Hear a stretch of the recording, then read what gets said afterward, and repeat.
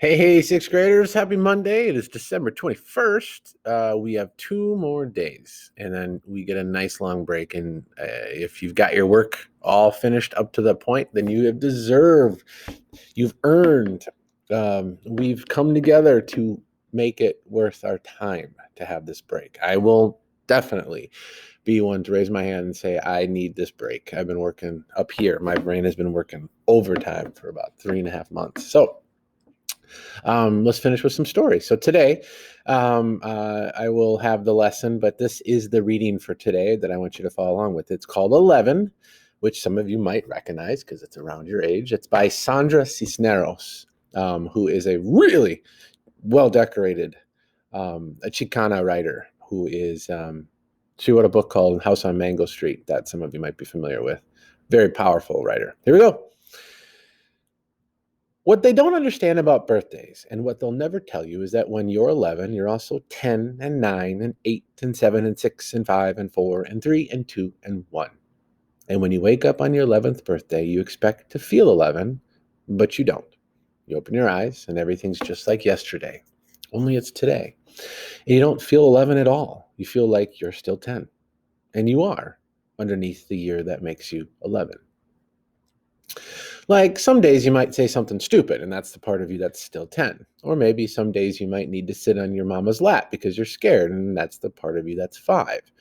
And maybe one day when you're all grown up, maybe you will need to cry, like if you're 3, and that's okay. That's what I tell mama when she's sad and needs to cry. Maybe she's feeling 3.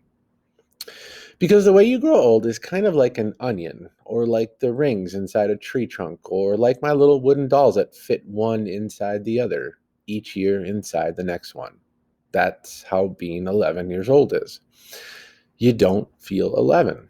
Not right away. It takes a few days, weeks even, sometimes even months before you say 11 when they ask you. And you don't feel smart 11, not until you're almost 12. That's the way it is. Only today, I wish I didn't have only 11 years rattling inside me like pennies in a tin Band-Aid box.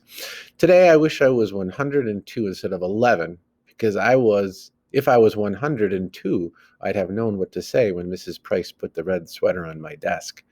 I would have known how to tell her it wasn't mine instead of just sitting there with that look on my face and nothing coming out of my mouth. "Whose is this?" Mrs. Price says, and she holds the red sweater up in the air for the class to see. "Whose? It's been sitting in the coat room for a month." "Not mine," says everybody. "Not me." "It has to belong to somebody," Mrs. Price keeps saying, but nobody can remember. It's an ugly sweater with red plastic buttons and a collar and sleeves all stretched out like you could use it for a jump rope. It's maybe 1,000 years old, and if it belonged to me, I wouldn't say so. Maybe because I'm skinny, maybe because she doesn't like me. That stupid Sylvia Saldivar says, "I think it belongs to Rachel." An ugly sweater like that, all raggedy and old? But Mrs. Price believes her. Mrs. Price takes the sweater and puts it right on my desk. But when I open my mouth, nothing comes out. "That's not, I don't, you're not, not mine," I finally say in a little voice that was maybe me when I was 4. "Of course it's yours," Mrs. Price says. "I remember you wearing it once." Because she's older and the teacher. She's right and I'm not. "Not mine, not mine, not mine." But Mrs. Price is already turning to page 32 and math problem number 4. I don't know why, but all of a sudden I'm feeling sick inside. Like the part of me that's 3 wants to come out of my eyes. Only I squeeze them shut tight and bite down on my teeth real hard and try to remember today I am 11. 11. Mama is making a cake for me tonight, and when Papa comes home, everybody will sing happy birthday. Happy birthday to you. But when the sick feeling goes away and I open my eyes, the red sweater is still sitting there like a big red mountain. I move the red sweater to the corner of my desk with my ruler. I move my pencil and books and eraser as far as it is possible. I even move my chair a little to the right. Not mine, not mine, not mine. In my head, I'm thinking how long till lunchtime, how long till I can take the red sweater and throw it over the schoolyard fence, or even leave it hanging on a parking meter, or bunch it up into a little ball and toss it in the alley. Except when math period ends, Mrs. Price says loud and in front of everybody, Now, Rachel, that's enough, because she sees I've shoved the red sweater to the tippy tip corner of my desk, and it's hanging all over the edge like a waterfall. But I don't care. Rachel, Mrs. Price says. She says it like she's getting mad. You put that sweater on right now and no more nonsense. But it's not now, Mrs. Price says.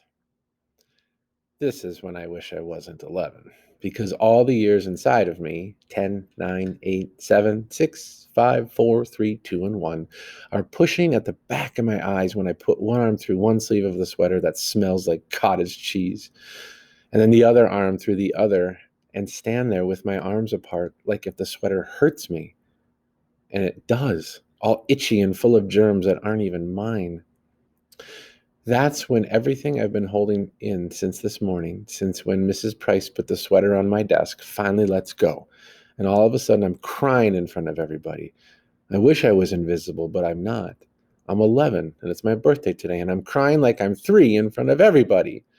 I put my head down on my desk and bury my face in my stupid clown sweater arms. My face all hot and spit coming out of my mouth because I can't stop the little animal noises from coming out of me until there aren't any more tears left in my eyes, and it's just my body shaking like when you have the hiccups, and my whole head hurts like when you drink milk too fast.